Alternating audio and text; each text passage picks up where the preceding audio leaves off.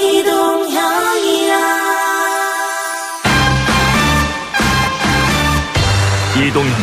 뉴스 정면 승부. 이동형의 뉴스 정면 승부.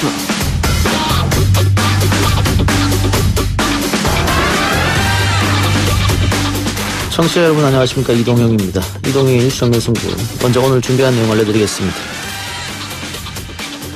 인사청문회를 거치고 문재인 정부의 법무부 장관으로 임명이 된다면 서해 맹산의 정신으로 공정한 법질서 확립, 검찰개혁, 법무부 혁신 등의 소명을 완수하겠습니다. 청와대가 개각을 단행했습니다. 많은 분들이 예상한 대로 조국 전 수석이 법무부 장관 후보로 내정됐습니다. 청문회를 앞두고 있는데요. 여야 의견 차례로 들어봅니다. 저 서울 사람입니다. 부산에 내려왔습니다. 맨 마지막 인생의 종초점은 해양 문명사까지 온 학자입니다. 한국 사회가 저한테 주신 선물이에요. 저는 이 선물을 돌려주는 과정. 서울 사람 민속학자가 부산에 내려간 이유가 뭘까요? 그리고 오늘 이동형의 뉴스 정면 승부 청취자들과 만나기 위해 다시 부산에서 서울로 올라왔습니다. 얼마 전에 어부들의 대한독립만세 기획전을 열었고 지금은 북한 바다에 대한 모든 것을 연구하고 있다는 이분, 2부에서 만나봅니다. 아베 정권이 합리적이지 않은 일을 하고 있다라는 것을 일본 민간인들, 일본 국민들 사이에도 그런 여론이 퍼지는 것이 필요하다고 생각하는데 그런 역할을 할 수 있는 사람들 중에 한 그룹이 예술가라고 생각을 합니다. 제천국제음악영화제 담당자의 목소리였습니다. 이 영화제가 논란이 된 이유가 있습니다. 일본 영화를 상영하기로 결정했기 때문인데요. 시의회가 상영 취소를 결정했음에도 불구하고 영화제 사무국은 받아들이지 않았습니다. 그 이유, 제천영화제에 다녀온 노잼진과 함께 들어봅니다. 레이싱 모델 우주환 씨가 지난 1일날 SNS에 강타와 이제 데이트를 하는 영상을 올렸는데, 여기요, 지금 찜질방에 왔는데 네네. 여기 뭐 이상해요, 막 여기 예쁜 애가 막 누워있어요. 열애설이 급속도로 퍼졌어요. 같은 날 곧바로 또 한 번의 열애설에 휩싸이게 됩니다. 가수 강타의 열애설이 커졌습니다. 오정현, 우주환, 정유미, 강타의 연인들 이야기 4부 우리 연예할 거에서 짚어보겠습니다. 8월 9일 금요일 이동의 뉴스 정면 승부 시작합니다.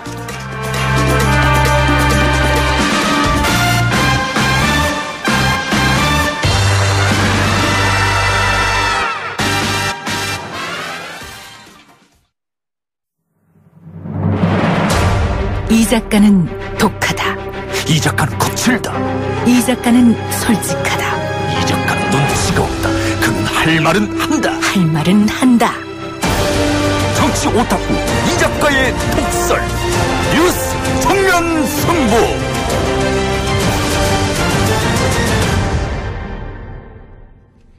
오늘 문재인 대통령이 개각을 단행했습니다. 특히 관심은 법무부 장관에 내정된 조국 전 청와대 수석인데요. 여당은 적재적소의 개각이라고 했고 야당은 기승전 조국, 야당과 전쟁 선포라고 평가했습니다. 앞으로 청문 과정이 순탄치 않음을 예고하는 대목인데요. 조국 후보자 지명에 대한 여야 평가 들어봅니다. 먼저 국회 법사위 소속 더불어민주당 박주민 의원 연결하겠습니다. 의원님. 네, 안녕하십니까. 자, 예상대로 대통령이 법무부 장관에 조국 전 수석을 내정했는데요. 어떻게 평가하십니까?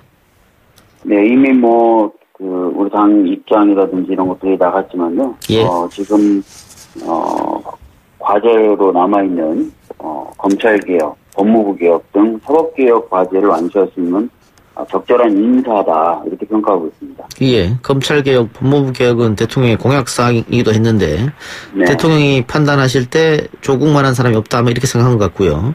네. 근데 지금 야당에서는 조국 수석을 임명하는 것은 야당과 전쟁 선포다. 이렇게까지 얘기하고 있거든요. 네. 야당이 이렇게까지 민감하게 반응하는 이유는 어디 있다고 보십니까? 아무래도 이제 민정수석을 마치고 난 사람, 특히 대통령의 신임을 강하게 받고 있는 사람이 법무부 장관으로 온다면, 예. 법무부 장관이라는 자리를 이용해서 검찰을 장악하려고 할 것 아니냐. 예. 그렇기 때문에 총선을 앞두고 여러 가지 검찰발 논란이 생기지 않겠느냐, 이걸 걱정하는 것 같습니다. 그런데 이제 민정수석 당시에도 조국 전 수석이 뭐 검찰을 장악했다거나 이런 평가가 전혀 나오지 않았고요. 교수 출신으로서 검찰을 장용 카드로 쓸 수도 없는 사람입니다. 그렇기 때문에 그런 걱정은 안 하셔도 된다는 말씀을 거듭 드리겠습니다. 예, 저도 그게 좀 여쭙고 싶었는데, 과거 검찰을 좌지우지했다고 평가되던 민정수석들하고는 다르게 조국 수석이 검찰을 어떻게 했다라는 얘기는 들어보지 못해서, 네. 그렇다고 하면 야당이 생각하는 건 기우가 아닐까 싶은데. 네, 맞습니다. 사실은 이제 그 학자 출신으로 뭐 검찰과의 어떤 인적인 네트워크를 갖고 있다거나 그런 사람이 전혀 아니거든요. 그리고 다 아시겠지만 검찰 개혁을 주도했기 때문에 오히려 검찰과의 사이가 좋을까 이 부분이 걱정되기도 할 정도의 사람이거든요. 그렇기 때문에 법무부 장관에 임명이 된다 하더라도 법무부 장관 자리를 이용해서 검찰을 장악한다 또는 뒤에서 뭐 검찰의 영향력을 행사한다 이렇게 보기는 어려울 것 같습니다. 네. 이런 주장은 어떻습니까? 조국 전 수석이 여권의 대권 잠룡 중 한 사람이기 때문에 미리 약간의 김을 뺀다고 할까요? 혹은 흠집을 낸다고 할까요? 그런 것 때문에 야당이 특별하게 더 반대한다 이런 주장도 있던데요. 글쎄요, 뭐 거기까지는 모르겠는데요. 뭐 야당 입장에서는 여당 쪽에 유력한 사람들이라면은 좀 매섭게 쳐다본 경향이 있죠. 뭐 그런 것도 있을 수는 있겠지만 아까 말씀드렸던 대로 검찰을 장악하려고 하는 것이 아닌가 그런 우려가 주되지 않나 이렇게 평가하고 있습니다. 예. 조국 수석이 수석을 간두고 대학교로 다시 돌아갔었는데 그때 그 서울대학교에서 반대하는 대자보도 붙여졌습니다. 네. 교수님 계속해서 차라리 그냥 정치를 하십시오. 뭐 이런 대자보도 있었던 것 같은데요. 네. 법무부 장관까지 하게 되면 사실상 정치인이 된 거 아니겠습니까? 어떻게 보십니까? 네, 뭐 그 부분에 대해서도 이제 따져봐야 되는데요. 사실은 그 부분을 따지기 위해서는 학칙 그리고 법률, 뭐 전례 이런 것들을 따져봐야 됩니다. 그런데 지금 다른 여러 가지 사례들을 봤을 때 장관을 하면서 뭐 정치인으로서 활동을 했었던 교수로서 활동을 했었던 그런 사례들이 제법 있더라고요. 그래서 그런 부분들은 조금 더 살펴보긴 봐야 될 것 같습니다. 네. 예. 앞으로 청문 절차를 지켜봐야겠습니다만은 그 인사청문회 과정이 만만치만은 않을 듯합니다. 야당이 굉장히 벼르고 있을 텐데. 맞습니다. 예. 그 집권당은 청문회 어떻게 임할 생각이십니까? 뭐 야당이 어떤 부분을 공격하려고 하는지 저희들도 대충 짐작하고 있거든요. 그래서 그 부분에 대해서 이제 과거의 사례들이라든지 이런 것들을 좀 집중적으로 모으고 있고요. 예. 또 조국 교수가 갖고 있는 강점들, 즉 사법개혁에 있어서의 전문성이라든지 이런 부분을 좀 부각시키려고 노력하겠습니다. 예. 윤석열 총장과 호흡은 어떨까요? 만일 임명이 된다면요? 뭐 제 생각에 뭐 잘 맞을 겁니다. 잘 맞지만 뭐 아까도 말씀드렸던 대로 뭐 법무부 장관으로서 뭐 검찰을 막 강하게 통제한다든지 이런 것보다는 서로 이제 균형 잡힌 시각 속에서 호흡 맞춰 나가면서 사법개혁, 검찰개혁 그 방향으로 나가는 그런 관계가 되지 않을까 싶습니다. 예. 조국 청문회랑은 별개로요. 그 청문회 자체에 문제가 좀 있지 않느냐. 이게 그 내정자가 과연 자질이 있고 비전이 있고 뭐 이런 걸 판단하는 것보다는 망신주기 신상털기식으로 너무 진행된다. 이건 뭐 민주당이 야당일 때도 마찬가지였습니다. 그런 이야기가 계속 진행되는데 의원님 어떻게 보세요? 사실 이 문제는 여야 할 것 없이 계속해서 문제 제기를 해왔던 거거든요. 예. 지나치게 이제 신상털기식 그리고 망신주기식 인사청문회가 되다 보니까 청문회가 가지고 있는 본래의 기능이 발휘되지 못하고 오히려 적절한 어떤 인사 배치에 장애가 되고 있다라는 평가들이 계속 나왔었습니다. 그래서 사실은 인사청문회를 개혁해야 된다는 얘기들을 여든 야든 계속 해왔었거든요. 예. 제 생각에는 20대 국회 때 적용하자 뭐 그렇게 해서 개선하기에는 좀 어려울 것 같지만 21대 즉 다음 국회에서 적용하자라는 것을 목표로 해서 개선을 논의한다면은 충분히 좀 얘기가 될 수 있지 않을까 이렇게 보고 있습니다. 하나 더요. 네. 문재인 대통령의 인선이 너무 돌려막기식이 아니냐. 회전문 인사다. 이런 지적도 있습니다. 글쎄요. 뭐 적절한 사람이 있다면 그 적절한 사람을 보다 더 적절한 장소로 옮기는 것은 충분히 전 가능하다고 봅니다. 조국 민정수석의 경우에도 민정수석의 역할을 하면서 사법개혁 관련된 이슈들을 주도해 오지 않았습니까? 이제 그것이 패스트트랙으로 관련된 법들이 상정이 되면서 마무리하는 단계의 역할이 필요하기 때문에 법무부 장관으로 옮겨가는 것은 자연스러운 흐름이다라고 볼 수 있다고 생각합니다. 예. 근데 뭐 조국 수석뿐만이 아니고 다른 분들도 딴 곳에 예를 들어 뭐 인사수석이었다거나 이런 분들도 다 여기 갔다 저기 갔다 했던 적이 있어가지고. 예를 들어 김상조 공정거래위원장은 원래 전문 분야가 이제 공정경제에 관련된 부분입니다. 예. 그래서 이제 정부가 여러 가지 정책적 방향, 특히 경제 방향에 있어서 소득주도 성장의 한 축이라고 할 수 있는 공정경제에 좀 더 힘을 싣겠다라고 하면서 정책실장 자리로 옮겨온 것이죠. 이렇게 어떻게 보면은 좀 더 적절한 자리로 배치하는 모습이기 때문에요. 단순하게 그게 돌려막기다. 이렇게 좀 보기는 어려운 부분이 있다고 보여집니다. 알겠습니다. 의원님 오늘 말씀 고맙습니다. 예, 감사합니다. 예. 자, 바로 이어서 야당의 평가도 들어보겠습니다. 법조인 출신이죠. 바른미래당 문병호 최고위원 연결합니다. 최고위원님 나와 계십니까? 네, 안녕하세요. 예, 오랜만에 통화하는 것 같습니다. 예, 오래간만입니다. 예. 네. 자, 법무부 장관으로 내정된 조국 후보자에 대해서 오늘 문 최고가 혹평을 내놓으셨던데요? 예, 그렇습니다. 예, 그렇게 평가하신 이유를 좀 들어볼까요? 제가 이제 조국 수석의 법무부 장관이 된다면은 그 분열을 상징하는 사람이 될 거라고 얘기했는데요. 국민 분열. 예. 조국 수석이 한일 지금 경제 전쟁에 관련해서 그 국민 분열을 했지 않습니까? 예.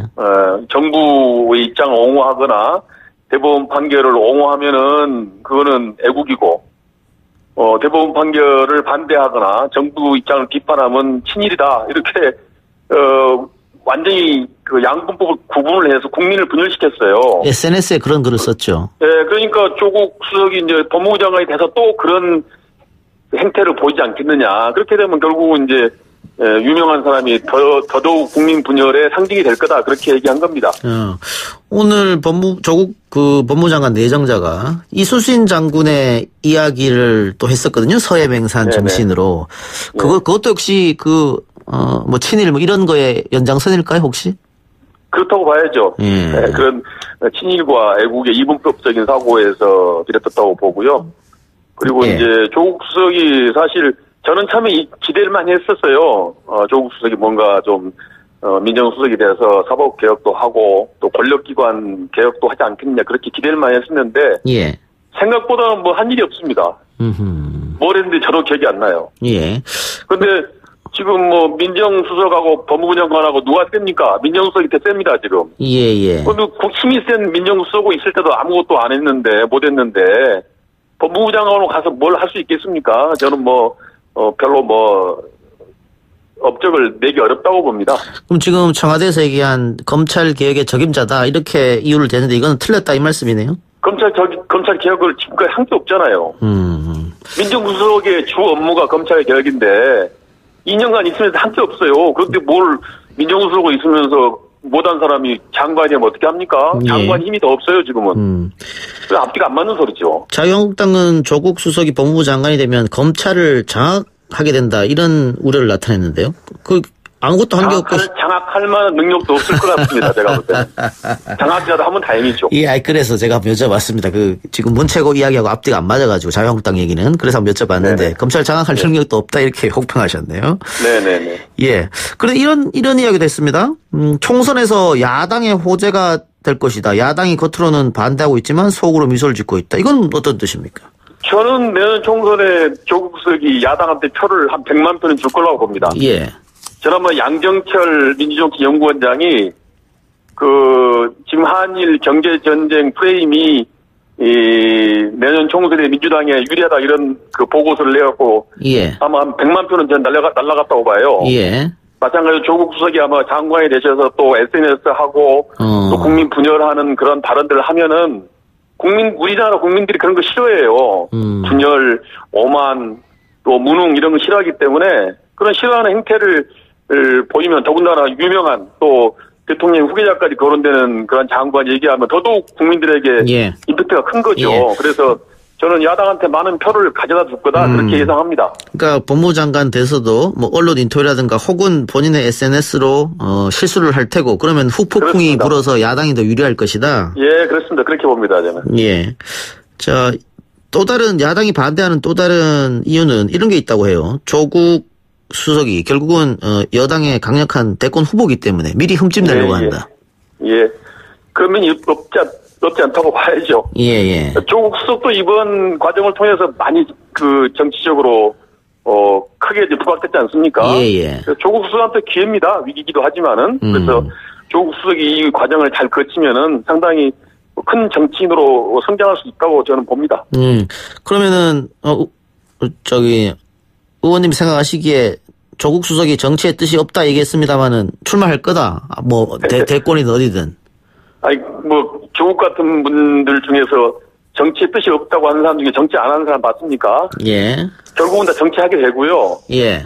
제가 볼 때 민주당이 내년 총선에 저는 상당히 어려울 거라고 보는데. 예. 아마 내년 1월, 2월 가면은 아마 조국 차출론이 나올 겁니다. 그래서 아마 부산에서 출마하지 않을까 저는 그렇게 내다보고 있습니다. 내년 총선에요? 그렇죠. 내년 총선에 출마하는데 지금 법무부 장관은 어떻게 합니까? 그게 무슨 문제입니까? 법무부 장관 지금 하고 또 6개월 하고 또 나와서 내년 총선에 뭘 못합니까? 총선에 승리하기 위해서. 총선에 이기기 위해서는 그것도 가능성이 없는 건 아니다. 당연하죠. 예, 그럼요. 예. 하여튼 최고님께서 지금 민주당이 내년에 어려울 것이다 해줬는데. 네네. 바른미래당도 좀 어려운 것 같아서 그 얘기 좀 여쭤볼게요. 예. 오늘 문병호 최고가 안철수 등판론을 공개적으로 언급하셨습니다. 이거 네네네. 어떻게 안철수 전 의원이랑 어떻게 통화라도 해보셨습니까? 어떻게 해서 이번에 나왔습니까? 통화는 안 했고요. 예.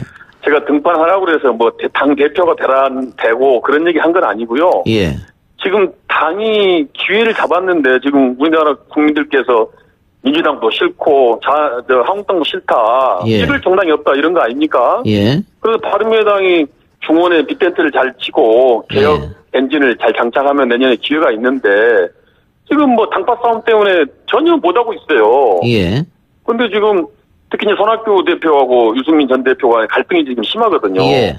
그것을 해결해야 되는데 그걸 해결할 수 있는 사람이 없습니다. 그래서 안철수 전 대표께서 그래도 우리 당의 상당 주역이고 정치 위상도 높고 하기 때문에 안철수 대표께서 좀 빨리 귀국하셔갖고 이 문제를 좀 풀어주십시오. 지금 당이 너무 지금 어렵고 실타래 점 얽혀 있어서 이것을 풀 수 있는 사람이 안철수 전 대표뿐이다.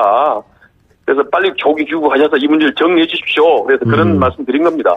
나경원 원내대표가 유승민 대표 와라. 안철수 의원도 함께 할 수 있다. 이런 뉘앙스를 얘기했는데요. 그건 나경원 대표의 희망사항이겠죠. 네, 희망사항이고 이제 또 나경원 대표는 원조 친박도 아니고 또 수도권 지역구를 가진 의원이기 때문에 이제 내년 총선에서 한국당이 승리하려면은 이제 거기도 이제 빅텐트를 더 넓혀야죠. 예. 친박도 또 같이 하고 또 개혁 보수도 같이 하면은 이제 큰 텐트를 치자는 건데 저는 그게 이율 배반이기 때문에 친박과 개혁 보수는 절대 같이 하기 힘듭니다. 그래서 쉽지 않을 걸로 보고요. 또 유승민 안철수 두 분도 그렇게 대권 주자인데 그렇게 쉽게 한국당 못 간다고 봅니다. 그러면 최고가 이야기하는 빅텐트는 어떤 겁니까? 우리가 흔히 생각하는 거는 이제 손학규, 안철수, 유승민 이 세 분이 일단 단합을 하고요. 예. 거기다가 이제 호남 세력도 끌어안고 또 그 개혁 보수의 지금 원희룡 제주지사라든가 또 홍종욱 전 의원이라든가 박정준 교수, 정유화 의장 이런 분들 또 개혁적인 분들 또 신진세력 이런 소위 말해서 한국당 민주당을 빼고 나머지 뜻 있는 분들이 다 모여야 된다 그런 얘기입니다. 그렇게 해서 거기에 개혁적인 의제를 잘 장착하면은 내년 총선에 아마 큰 승리를 할 수 있다 그렇게 보고 있습니다. 거대 양당은 제외하고 나머지가 빅텐트를 한번 쳐보자 이 말씀이네요. 그렇습니다. 중원이 굉장히 넓습니다. 지금 양쪽으로 너무 편향돼 있기 때문에 굉장히 중원이 넓기 때문에 내년에 희망이 있다고 봅니다. 지금 민주평화당에서 10명 정도가 당을 나간다 이런 얘기 했었는데 그분들도 그럼 빅텐트에 다 포함되는 겁니까? 포함되죠. 당연히 포함됩니다. 물론 이제 내부적으로 세부적으로 좀 모순되는 부분도 있겠지만은 물론 큰 정체성이나 큰 노선, 큰 물줄기는 같이 하겠지만은 대체로 뭐 같이 할 수 있다고 봅니다. 뭐 그건 이제 구체적으로 좀 더 따져봐야 되겠죠. 예. 선거가 다가오면 다가올수록 이런 논의는 더 건물살을 타겠네요. 네, 그렇습니다. 알겠습니다. 하여튼 뭐 바른미래당의 안정을 하루빨리 안정을 좀 바라고요. 열심히 해서 노력하겠습니다. 예. 죄송합니다. 마지막으로 제가 아까 박주민 최고한테도 물어본 건데요. 네네. 그 지금의 청문회는 약간의 문제가 있지 않느냐. 그러니까 민주당이 지금의 여당의 민주당이 야당일 때도 똑같이 이렇게 신상털기 망신주기 청문회로 흘러갔거든요. 그러니까 후보자의 네네. 비전이라든가 능력이라든가 이런 건 잘 보지 않는다. 예, 맞습니다. 그래서 네. 이거 조금 고칠 필요가 있지 않느냐. 어떻게 생각하세요? 예, 고쳐져야 되죠. 고쳐져야 되는데 청문회라는 게 제도 개선이 좀 쉽지 않은 것 같아요. 어차피 예. 청문이라는 게 뭐 하나부터 열까지 다 살펴보는 것이지 어떤 부분은 빼고 어떤 부분은 뭐 비공개라고 이건 제가 볼 때 좀 어려울 것 같습니다. 미국 같은 데도 대체로 도덕적인 것도 많이 공개적으로 청문이 돼서 도덕적으로 문제 있는 사람들이 많이 낙마하고 하거든요. 그런 점에서는 문제가 있는데 지금 우리 또 대한민국 정치 상황이 너무 갈등이 심하기 때문에 그게 대한 원만하게 조절이 잘 안 됩니다. 그래서 무한대로 공격이 되고 있는데 그런 것들은 좀 개선돼야 한다고 봅니다. 알겠습니다. 자, 최고님 오늘 인터뷰 감사합니다. 네, 감사합니다. 예. 지금까지 바른미래당 문병호 최고였습니다. 1부 순서 마치고요. 2부 인터뷰 코너로 돌아오겠습니다. 딱딱하고 지루한 뉴스가 소설보다 흥미진진해지는 새로운 경험. 놀라셨죠? 이것이 바로 이동준 뉴스 정면 승부.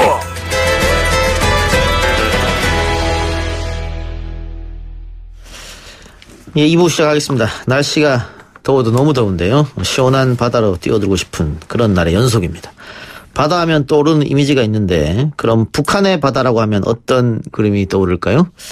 분단 이후 남쪽엔 거의 소개되지 않은 숨겨진 북한 바다 이야기 지금부터 해보겠습니다. 국립해양박물관 주강현 관장 스튜디오에 나왔습니다. 어서 오십시오. 예, 안녕하십니까. 예, 오늘 이 방송을 위해서 먼 길로 오셨네요. 부산에서 여기까지. 예, KTX 타서. 금방 옵니다. 예, 고맙습니다. 국립해양박물관 어떤 곳입니까? 야, 대개박물관도 이제 문화관광부 소속인데 예. 저희들은 그 해양수산부 소속입니다. 그래서 국내 유일의 시립이 아니고 내셔널, 그러니까 국립박물관입니다. 예. 그래서 부산 영도에 위치하고 있고 영도에. 많은 국민들한테 해양을 알리고 또 바다에 모르는 걸 진흥시키기 위해서 만든 기관입니다. 예. 문화기관입니다. 관광객들도 가서 봐도 되죠? 아, 많이 와요. 많이 옵니까? 특히 이렇게 여름에는요. 예. 거기가 에어컨이 빵빵합니다. 그리고 입장료가 없어요. 어허. 그리고 주차료가 하루 종일 세워도 1,000원이면 돼요. 예. 그러니까 시원하지. 또 수족관이 있습니다. 수족관? 예, 수족관이 공짜예요. 보통 수족관은 아무리 해도 뭐 10,000원, 20,000원 이상 받는데. 비싼 곳은 30,000원, 50,000원. 저희는 공짜예요. 네, 공짜. 그러니까 사실 공짜가 아니고 여러분들이 낸 세금 여러분이 돌려받는 겁니다. 마음껏 이용하시기 바랍니다. 그러면 부산에 갔을 때 한번 들려도 좋겠네요. 그러면. 예. 그러나 모든 박물관이 월요일 날은 쉽니다. 월요일 날 쉬고. 그건 세계가 다 똑같아요. 예. 그 아이들, 나이 어린 친구들 데리고 가도 됩니까? 볼 게 많습니다. 아이들, 거기는 아이들을 위한 어린이 박물관이 또 있어요. 국립해양박물관 안에요? 안에 조그맣게. 또 아이들을 위한 도서관도 있고. 예. 그래서 얼마든지 아이들이 뛰어놀아도 될 수, 실제로 오는 사람들의 비율이 한 40% 정도는 어린이에요. 청소년하고. 예, 알겠습니다. 네. 저희도 아이들 들고 한번 가보도록 하겠습니다. 오늘 관장님 모시고 나눌 이야기가 북한의 바다인데요. 바다는 북한 바다나 뭐 한국 바다나 다 똑같지 않습니까? 똑같이 짜요. 그러니까. 근데 어떤 게 다를까요?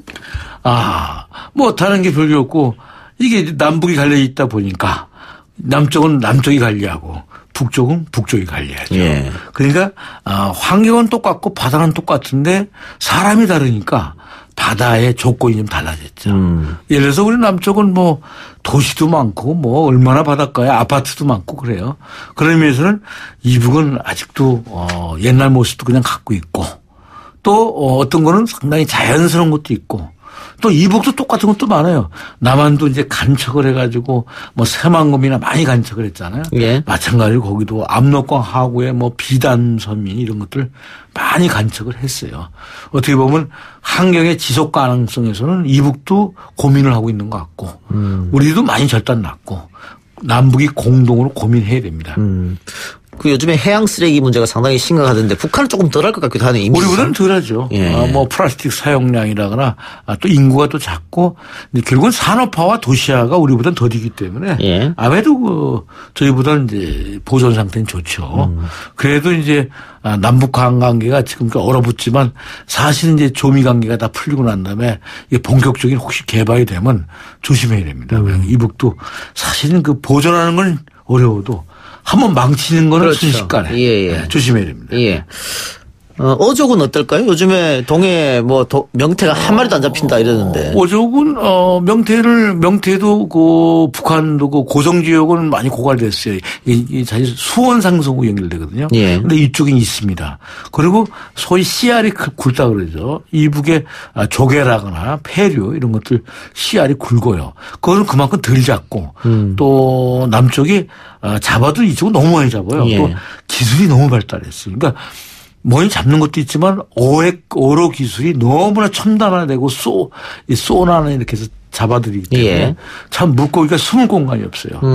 그러면서는 거기가 이제 그런 게 낙후돼 있고 또 배가 낙후돼 있잖아요. 예. 여러 가지. 그러다 보니까 상대적으로 우리보다는 어족자이 좀 보존이 돼 있다. 예. 이것이 정답일 것 같습니다. 예.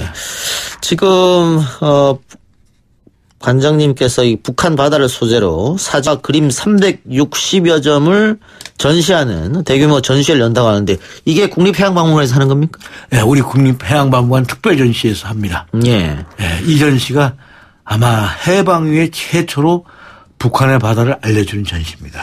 이런 귀한 자료들 어디서 나셨습니까? 여러 가지예요.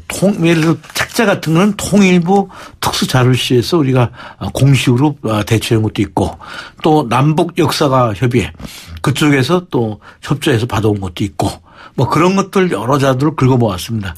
그래서 사실은 솔직히 말씀드리면 최대한 긁어모았지만 자료가 콘텐츠가 풍부한 건 아니에요. 예. 모든 걸 보여줄 수가 없어요. 예. 특히 이제 이북이 어떤 문제가 있냐면 바닷가는 좀 숨겨요. 바닷가가 자기들한테는 이제 인천 상륙작전 같은 게 이제 그게 상당히 악몽같이 추억으로 남기 때문에 예. 바닷가를 자기들의 해양 그 방어기지로 생각했기 때문에 예. 바닷가에 대한 정보가 상당히 덜 나와요. 그래서 우리가 전시에 좀 애를 먹었습니다. 그런 걸. 예. 그 자료가 풍부하지 않다는 얘기죠. 그래도 우리가 할 수 있는 만큼은 최대한 했습니다. 모았다. 이 시점에서 북한 바다 전시회를 기획한 이유가 있을 것 같은데요.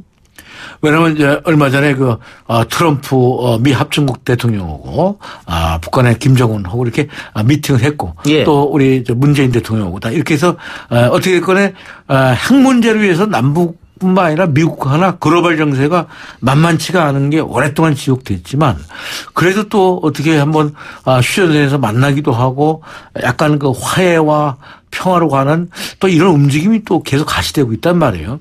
그랬을 때 우리 국립해양박물관 입장에서는 분단된 바다에 관한 갈등과 번뇌를 좀 뛰어넘어서 평화의 손짓을 우리가 좀 해야 될 거 아닌가 해서 저희가 움직여 봤습니다.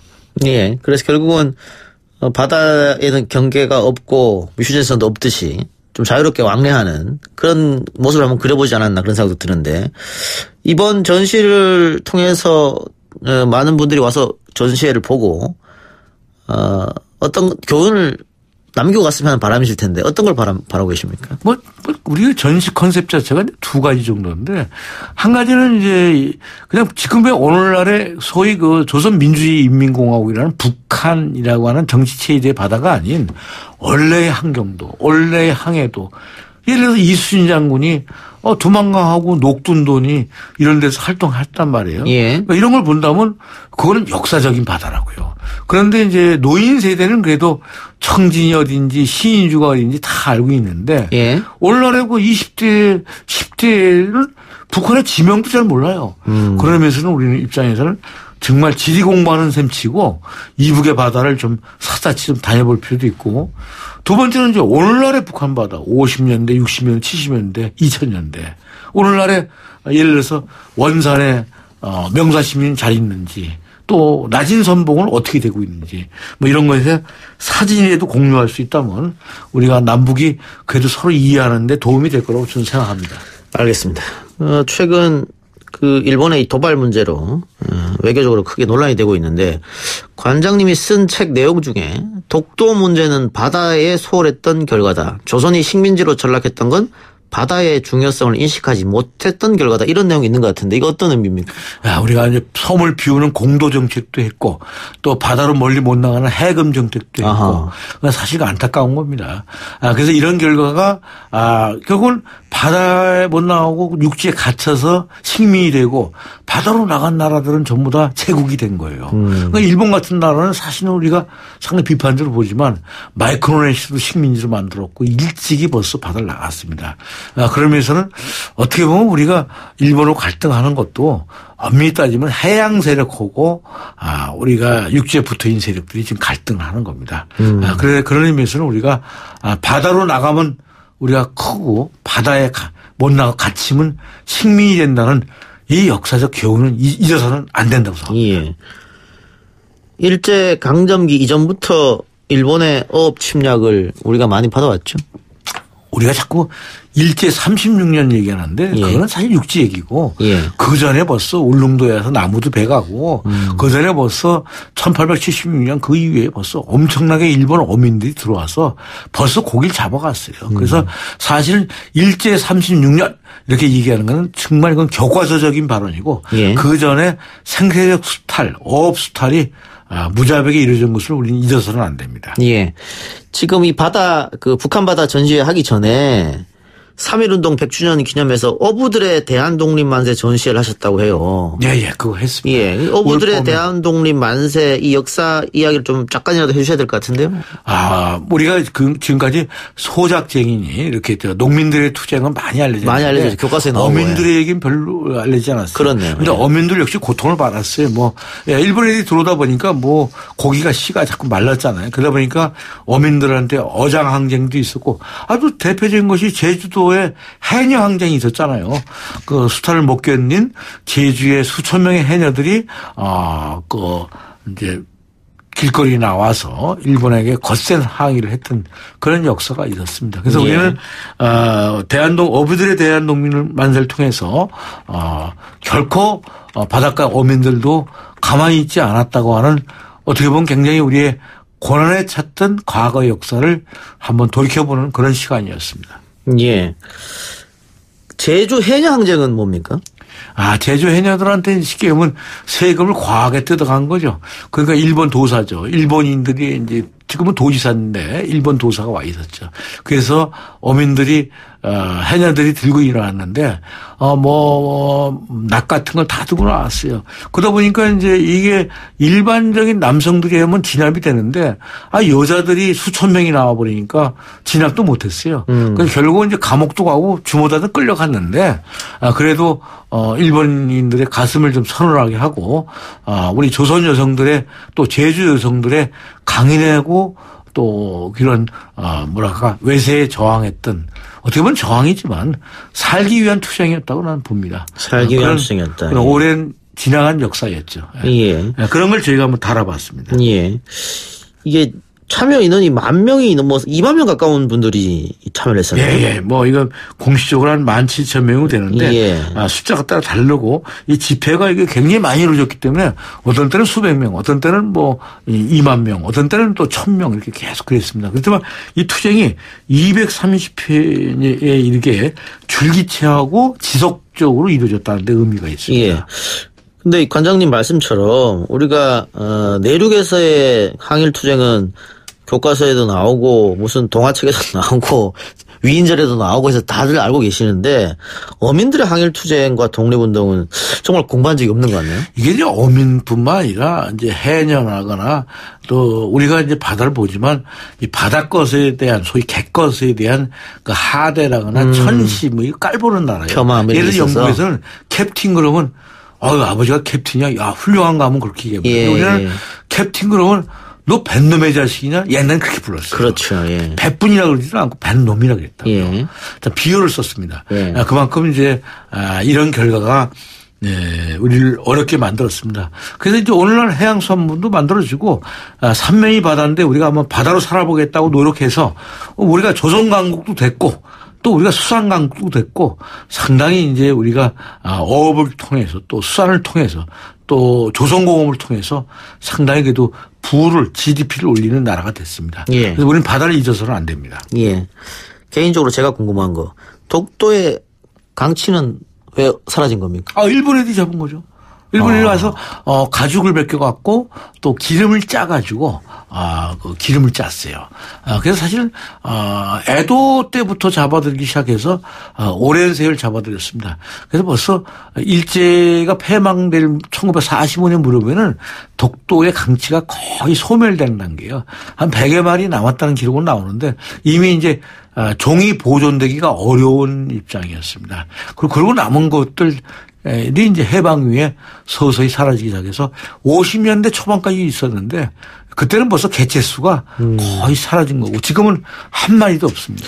그럼 일제 식민 그 이전부터 독도의 강치를 싹 잡아갔단 말이에요? 그러면 에도 시대부터 찾기 시작했습니다. 그 가죽해서 뭐 했는데?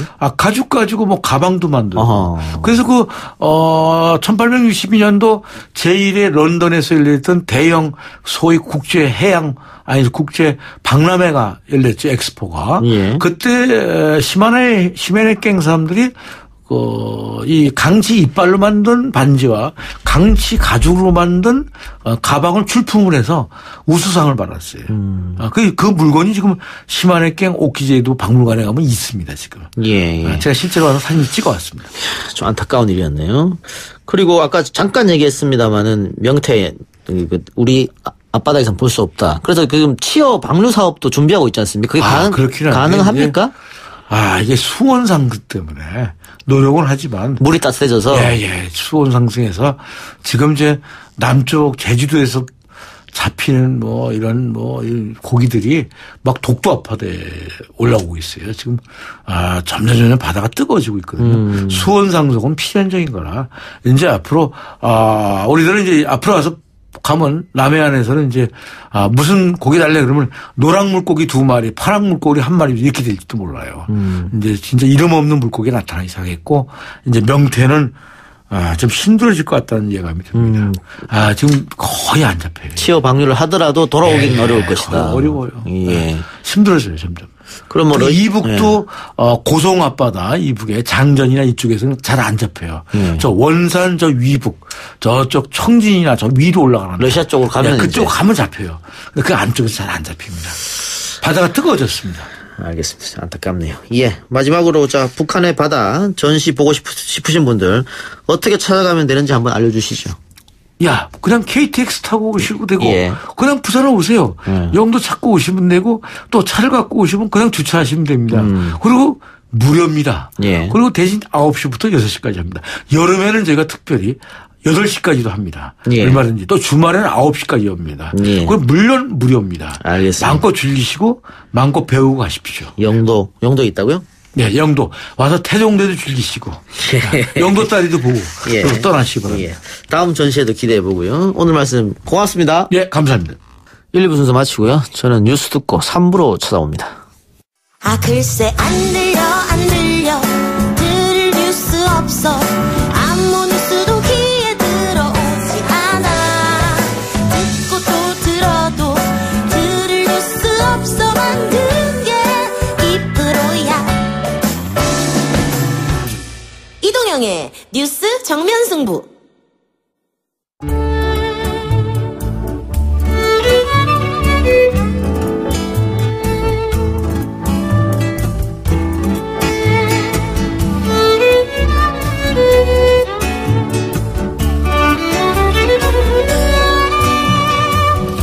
YTN 라디오 이동현 뉴스 정면 승부 3부 시작하겠습니다.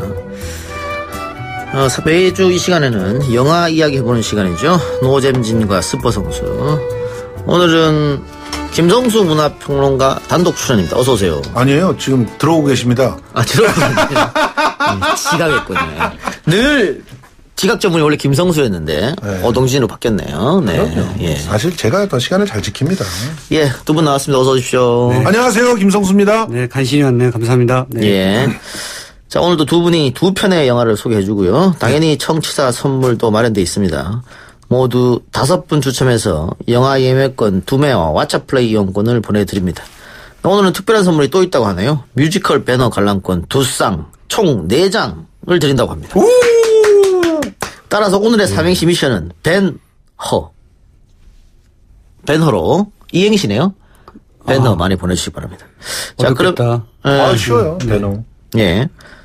그런 뭐랄까 앞에 올 때 그런 약간 발음이나 그걸 좀 조정해 주기만 하면 쉽습니다. 예. 오늘 그러면 전부 7분 선정하나요?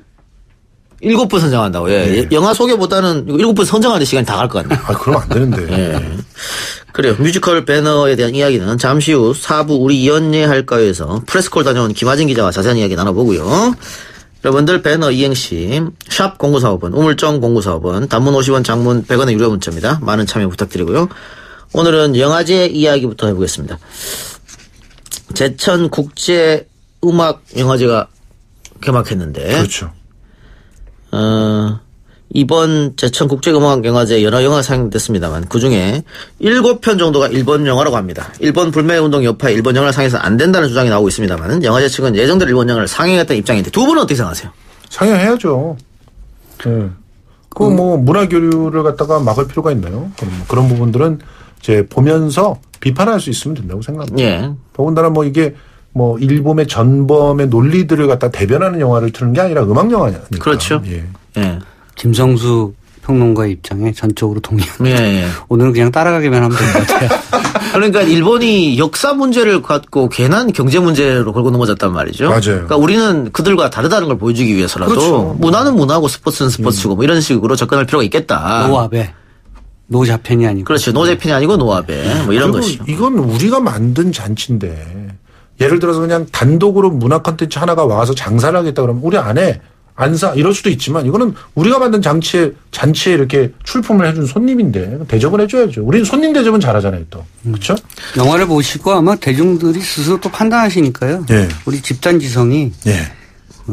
그렇게 낮지가 않습니다. 맞습니다. 네. 알겠습니다. 자, 그럼 두 분의 영화 이야기 듣기 전에 방금 이야기한 주제를 가지고 올해 제천국제영화제 상영작을 선정한 전진수 제천국제음악영화제 담당자 연결해서 들어보도록 하겠습니다. 프로그래머죠. 네. 네. 선생님 나와 계십니까? 네, 안녕하세요. 네. 자, 일단 제천국제음악영화제가 어떤 영화인지 잠깐 소개 부탁드립니다. 2005년부터 시작됐고요. 올해로 15회를 맞이했습니다. 아시아 유일의 음악영화제고